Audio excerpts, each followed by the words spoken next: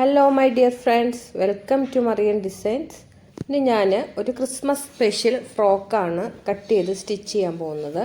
അതുപോലെ തന്നെ നമുക്ക് വളരെ എളുപ്പത്തിൽ ബിഗിനേഴ്സിന് പോലും ചെയ്തെടുക്കാൻ പറ്റുന്ന ഒരു മോഡലാണ് കേട്ടോ. ഒരു എ ലൈൻ ഫ്രോക്ക് എന്നുള്ള മോഡലിലാണ് ചെയ്യുന്നത്. ഒരുപാട് ഫ്ലെയർ ഒന്നുമില്ല, അപ്പം നമുക്ക് വളരെ എളുപ്പത്തിൽ ഇത് ചെയ്തെടുക്കാം. അപ്പോൾ റോ കോട്ടൻ്റെ മെറ്റീരിയലാണ് എടുത്തിരിക്കുന്നത്. അതുപോലെ കോട്ടൻ്റെ ലൈനിങ്ങും ഇതുപോലെ ഒരു വെളുത്ത ലേസും എടുത്തിട്ടുണ്ട്. അപ്പോൾ ഇതിൽ ഫ്ലവർ നമുക്ക് കട്ട് ചെയ്ത് ഈ ഫ്രോക്കിൽ പിടിപ്പിച്ച് സ്റ്റിച്ച് ചെയ്തെടുക്കാം.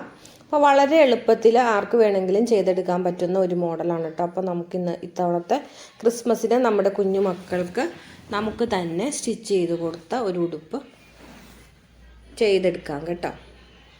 അപ്പോൾ ഞാനതിന് വേണ്ടിയിട്ട് 1 മീറ്ററിൻ്റെ അടുത്ത് മെറ്റീരിയൽ മുറിച്ചെടുത്തിട്ടുണ്ട്. ഞാൻ കറക്റ്റായിട്ട് 90 സെൻറ്റിമീറ്റർ ആട്ടോ എടുത്തിട്ടുള്ളൂ. അപ്പോൾ നിങ്ങൾ ഷോപ്പിൽ നിന്നൊക്കെ മേടിക്കുകയാണെങ്കിൽ 1 മീറ്റർ എടുത്തോ. അതുപോലെ 1.25 മീറ്റർ ലൈനിങ്ങും. അപ്പോൾ നമുക്ക് മെറ്റീരിയൽ 44 ഇഞ്ച് വിഡ്ത്താണുള്ളത്. അപ്പോൾ ലൈനിങ്ങിനും 44 ഇഞ്ച് കിട്ടാൻ പാകത്തിന് 44 ഇഞ്ചാണ് ഞാനിവിടെ മുറിച്ചെടുത്തിരിക്കുന്നത്. 49 ഇഞ്ചാണ് കേട്ടോ 1.25 മീറ്റർ എന്ന് പറയുന്നത്. അപ്പോൾ നിങ്ങൾ മുറിച്ചെടുക്കുകയാണെങ്കിൽ 1.25 മീറ്റർ ലൈനിങ്ങും മുറിച്ചെടുക്കുക. അപ്പോൾ ഇവിടെ ഞാൻ ആ തുണിക്ക് കിട്ടുന്ന വിഡ്ത്തിന് തന്നെ ലൈനിങ് കിട്ടാൻ പാകത്തിന് 44 ഇഞ്ച് നീളത്തിന് ലൈനിങ് മുറിച്ചെടുത്തിട്ടുണ്ട്. ലൈനിങ്ങിന് വിഡ്ത്ത് കുറവാണ്, 34 ഇഞ്ച് വിഡ്ത്ത് ലൈനിങ്ങിനുള്ളൂ. അപ്പം നമ്മുടെ മെറ്റീരിയലിൻ്റെ അതേ വിഡ്ത്ത് കിട്ടാൻ പാകത്തിന് ഞാൻ തുണി മുറിച്ചെടുത്തിട്ടുണ്ട്. അപ്പം നമുക്ക് ആദ്യമേ ലൈനിങ് 4ആയിട്ട് മടക്കിയിടാം. അപ്പോൾ നമ്മൾ സാധാരണ തേരും ആയിട്ട് വട്ടമാണ് മടക്കിയിടുന്നത്. ഇത് ഞാൻ വട്ടമല്ല മടക്കിയിടുന്നത്, നീളപ്പാങ്ങിന് നമ്മൾ 44 ഇഞ്ച് എടുത്തിട്ടുണ്ടല്ലോ. അപ്പോൾ ആ തുണി അങ്ങനെ തന്നെ 2ആയിട്ട് മടക്കിയിട്ട് പിന്നെ ഒന്നുകൂടി മടക്കുകയാണ് ചെയ്തത്. അപ്പോൾ കരഭാഗം വരുന്നത് താഴെ മുകളിലുമായിട്ടാണ് കേട്ടോ. അപ്പോൾ നിങ്ങൾക്ക് മനസ്സിലായിട്ടുണ്ടെന്ന് വിചാരിക്കുന്നു. അപ്പോൾ കരഭാഗം താഴെ മുകളിലും വരാൻ പാകത്തിന് തുണിക്ക് 44 ഇഞ്ച് വിഡ്ത്ത് കിട്ടാൻ പാകത്തിന് ഇതുപോലെ 4ആയിട്ട് മടക്കിയിട്ടിട്ടുണ്ട് കേട്ടോ. അപ്പോൾ കറക്റ്റായിട്ട് നന്നായിട്ട് പതിച്ച് തുണി 4ആക്കി മടക്കിയിട്ടിട്ടുണ്ട്. ഇനി നമ്മുടെ നല്ല പീസ് ഉണ്ടല്ലോ, റോ കോട്ടൻ്റെ മെറ്റീരിയലാണ്. അപ്പോൾ അത് ഇതുപോലെ 2ആയിട്ട് മടക്കി എടുത്തിട്ട് വീണ്ടും ഒന്നും കൂടി മടക്കി 4ആക്കി മടക്കി എടുക്കുന്നുണ്ട് കേട്ടോ. അപ്പോൾ നമുക്ക് 2 മെറ്റീരിയൽ ഇതുപോലെ 4ആക്കി മടക്കി, അപ്പോൾ ഒരേ വീതിക്ക് തന്നെ നമുക്ക് കിട്ടും. അപ്പം നമുക്ക് ടോട്ടൽ ലെങ്ത്ത് 27.5 ഇഞ്ച് 26 ഇഞ്ച് കിട്ടാൻ പാകത്തിന് 27.5 ഇഞ്ചാണ് ഞാനിവിടെ മാർക്ക് ചെയ്ത് എടുത്തേക്കുന്നത്. അതുപോലെ ഷോൾഡർ 4.5 ഇഞ്ചും ആം ഹോള് 4.5 ഇഞ്ചും ഞാൻ അടയാളപ്പെടുത്തി കൊടുക്കുന്നുണ്ട്.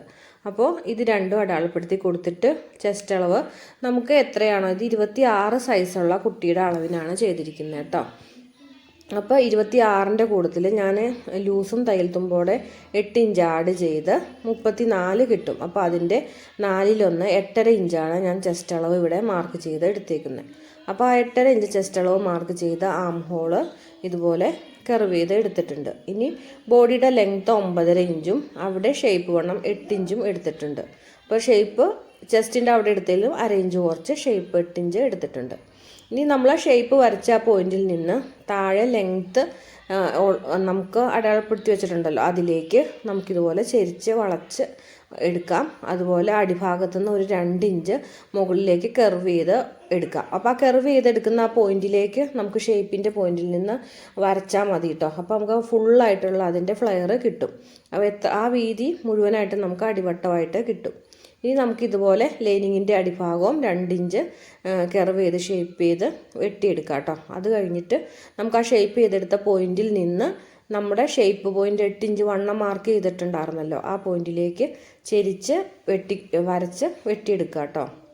അപ്പോൾ അങ്ങനെ നമുക്ക് ഫ്രണ്ടും ബാക്കും ഒപ്പം ഒരേ രീതിയിൽ ഒരേ അളവിൽ നമ്മൾ വെട്ടിയെടുത്തിട്ടുണ്ട്. ഇനി നമുക്ക് നെക്ക് വെട്ടിയെടുക്കാറുണ്ട്. അപ്പോൾ അതിൻ്റെ അളവ് വ്യത്യാസമാണല്ലോ. അപ്പോൾ അതിന് വേണ്ടിയിട്ട് നമുക്കിതിൻ്റെ ഉൾഭാഗത്തു നിന്ന് ഓരോ പീസും മാറ്റിയെടുക്കാം. 2 പീസും നമ്മളിങ്ങനെ വട്ടം ഇങ്ങനെ വീതിപ്പാങ്ങിന് വെട്ടിയെടുത്തുകൊണ്ട് നമുക്ക് ഉള്ളിലായിട്ടാണ് കിട്ടിയിരിക്കുന്നത്. അപ്പോൾ ഇതുപോലെ പീസുകൾ രണ്ടും ലൈനിങ്ങിൻ്റെ ഉള്ളിൽ നിന്നും ഒരു പീസ്, നല്ല പീസിൻ്റെ ഉള്ളിൽ നിന്നും ഒരു പീസ് വീതം പുറത്തെടുക്കുക. അതിനുശേഷം ഒരു ലൈനിങ്ങും ഒരു നല്ല പീസും മടക്കി രണ്ടും ഒപ്പം വെച്ച് ഇടുക കേട്ടോ. അപ്പോൾ നമുക്കിനി ഫ്രണ്ട് നെക്കാണ് കട്ട് ചെയ്യാനുള്ളത്.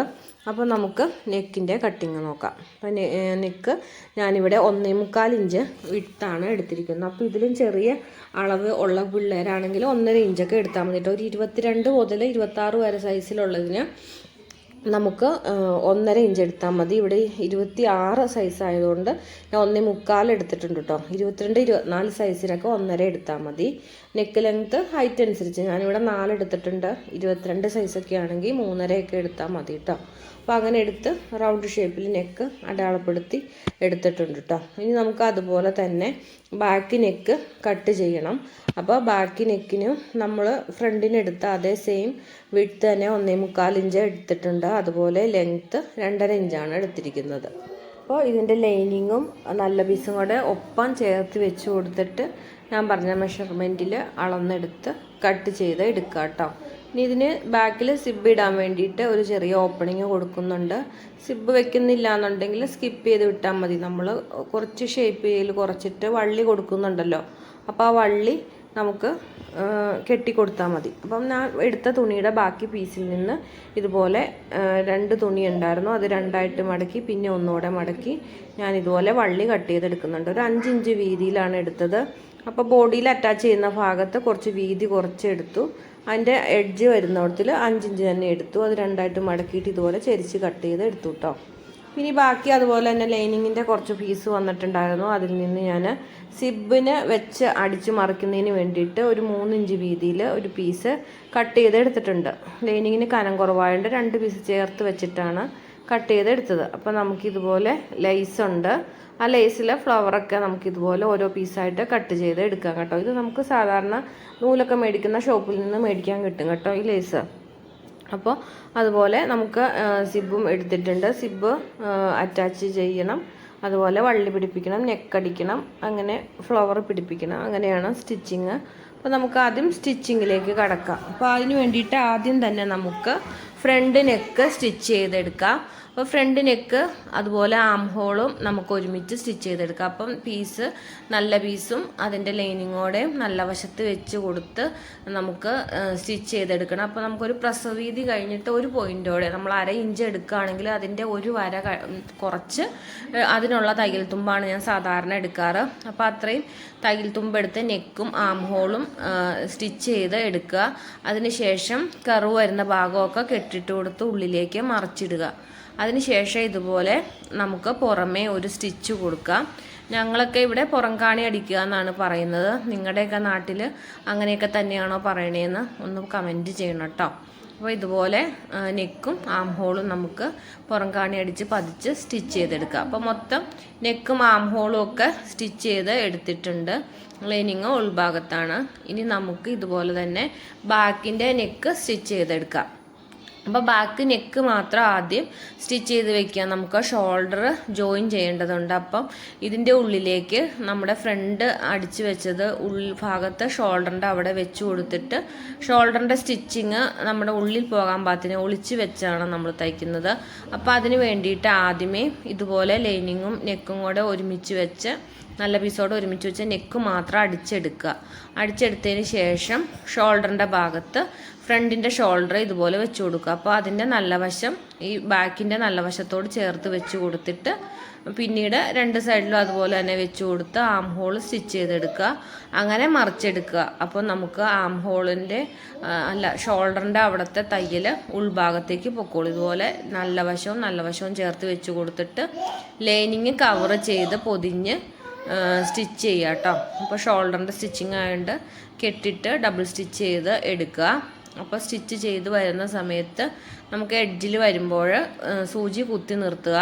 അതുപോലെ ഉള്ളിലേക്ക് നമ്മുടെ ഫ്രണ്ടിൻ്റെ കൈക്കുഴിയുടെ തയ്യലുള്ള ഭാഗം ഉള്ളിലേക്ക് വിടുക. കയറി പിടിക്കാതിരിക്കാൻ ഉള്ളിലേക്ക് മാറ്റി വെച്ചതിന് ശേഷം നമ്മൾ സാധാരണ തയ്യൽ തുമ്പിൽ തന്നെ സ്റ്റിച്ച് ചെയ്തെടുക്കുക. അങ്ങനെ 2 സൈഡും സ്റ്റിച്ച് ചെയ്തെടുക്കുക. നല്ല പീസിനോട് ചേർത്ത് വെച്ച് ഫ്രണ്ടിൻ്റെ നല്ല പീസ് വെച്ച് കൊടുക്കുക. അതിനുശേഷം ലൈനിങ് എടുത്തു കൊടുത്ത് ഇതുപോലെ കവർ ചെയ്ത് കൊടുത്ത് അടിച്ചെടുക്കുക. അടിച്ചെടുത്തിട്ട് ഷോൾഡർ ജോയിൻ ചെയ്ത് വരുന്ന എഡ്ജിലെത്തുമ്പോഴത്തേക്കും അവിടെ നമ്മുടെ ഫ്രണ്ടിൻ്റെ ഷോൾഡർ കഴിഞ്ഞിട്ടുള്ള ഒരു പോയിൻ്റ് ഉണ്ടല്ലോ, ആ പോയിന്റിൽ സൂചി ഇതുപോലെ കുത്തി നിർത്തി എടുക്കുക. അതിനുശേഷം സൂചി തന്നെ തുണി കറക്കി എടുത്തിട്ട് ആം ഹോൾ ഇതുപോലെ സ്റ്റിച്ച് ചെയ്തെടുക്കുക. അപ്പോൾ കറക്റ്റ് തയ്യൽ തുമ്പ് ഇട്ട് തന്നെ സ്റ്റിച്ച് ചെയ്തെടുക്കുക. ഇനി കർവ് വരുന്ന ഭാഗമെല്ലാം കട്ടിട്ട് കൊടുത്ത് നമുക്ക് മറിച്ചെടുക്കാം കേട്ടോ. അപ്പോൾ നമുക്ക് വളരെ എളുപ്പത്തിൽ ആം ഹോളും നെക്കും സ്റ്റിച്ച് ചെയ്തെടുക്കാം. അപ്പോൾ ഇതുപോലെ മറിച്ചെടുക്കുമ്പം നമ്മുടെ ഷോൾഡറിൻ്റെ തയ്യൽ ഉള്ളിൽ പോയിട്ടുണ്ടാവും. അപ്പോൾ നമ്മുടെ രണ്ട് നെക്കും ആം ഹോളും സ്റ്റിച്ച് ചെയ്തെടുത്തിട്ടുണ്ട്. ഫ്രണ്ടിൽ നമ്മൾ പതിച്ച് സ്റ്റിച്ച് ചെയ്തെടുത്ത പോലെ തന്നെ ഈ ബാക്കിൻ്റെ ആം ഹോളും നെക്കും എല്ലാം പതിച്ച് സ്റ്റിച്ച് ചെയ്ത് കൊടുക്കുക കേട്ടോ. അതിന് ശേഷമാണ് നമ്മൾ സിബ് അറ്റാച്ച് ചെയ്യുന്നത്.